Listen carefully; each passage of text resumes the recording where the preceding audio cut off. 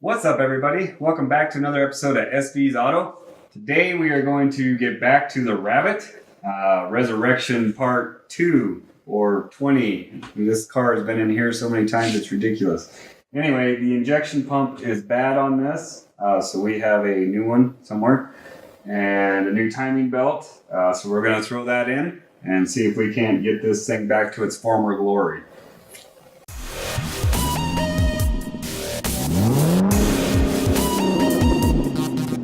This is our 1982 Volkswagen Rabbit. It boasts a 1.6-liter diesel engine that in its prime would pound out a measly 54 horsepower.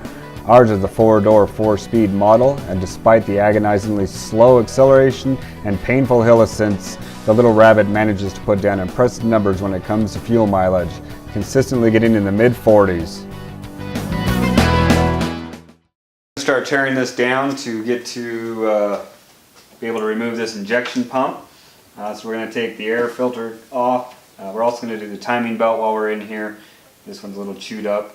So we'll take the valve cover off, remove the fuel lines from the injection pump and the fuel lines from the injectors, and the cable from the throttle, a couple little wires, and then we'll work on getting the pulley off of the injection pump so we can get it out. We're going to start this project by removing the valve cover and getting the engine to the top dead center.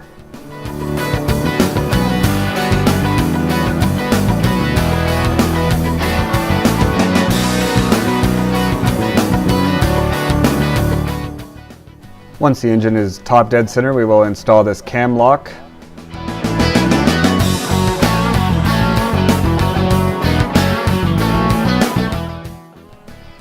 We're going to remove anything that is in the way and connected to the injection pump so that we can get this thing out of here.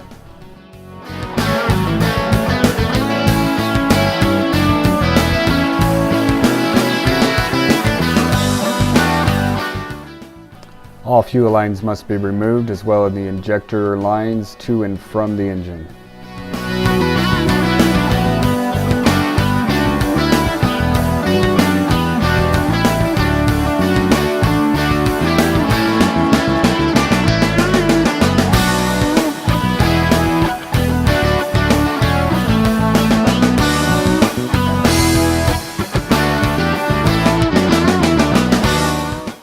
It is necessary to use some sort of puller to remove the pulley from the injection pump.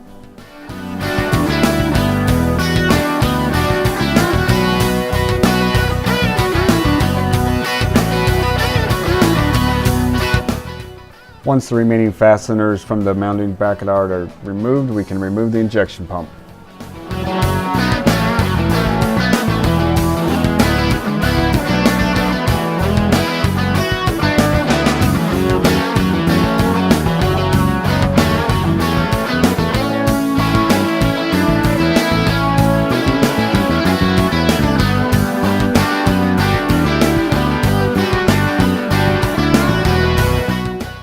Alright, so we got it out of the car.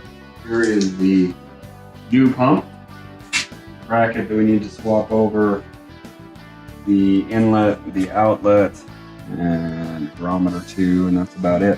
We're going to get started swapping those pieces off.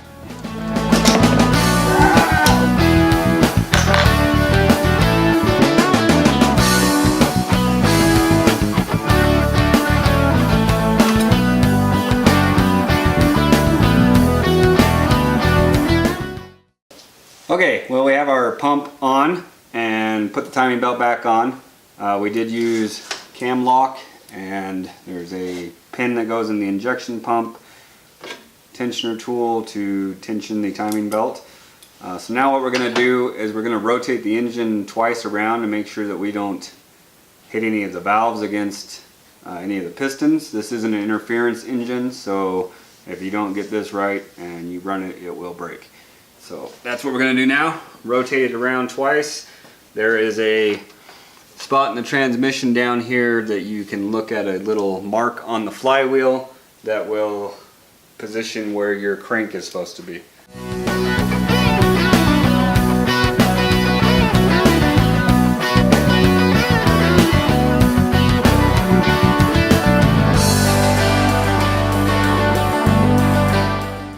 Once we verify timing, we go ahead and install everything in reverse order.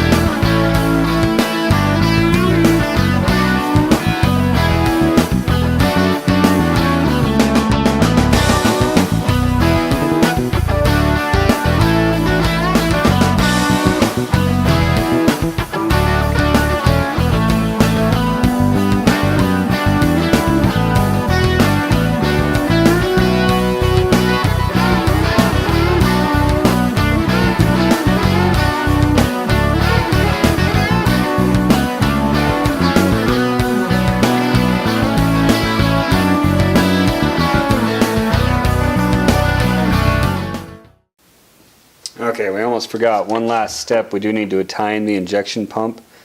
So what you need to do, or what you need to do that is you do need a dial gauge like this one. On the back of the injection pump there is a screw that you need to remove. So our dial gauge is in. Okay, so everything is back in. We did prime this using a vacuum pump for brake to get some diesel fuel up into this pump, hopefully. Everything's hooked up. Timing belt's on, we should be good to go. So we're going to go ahead and see if this thing will crank or not.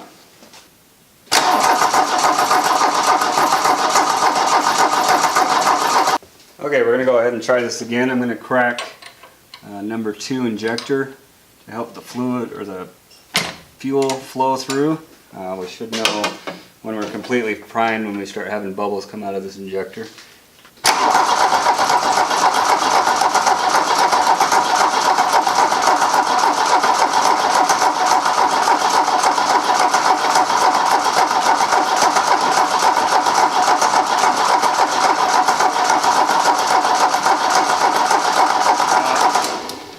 Okay, third time's a charm, right?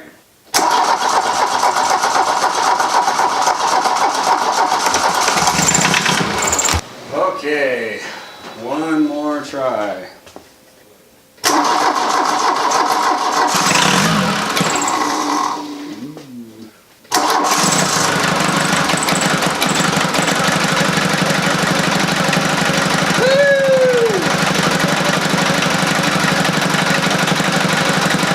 Thanks for watching another episode of SB's Auto. Make sure you tune in next time where we're going to do some work to my 1982 Toyota diesel pickup, which is my daily driver.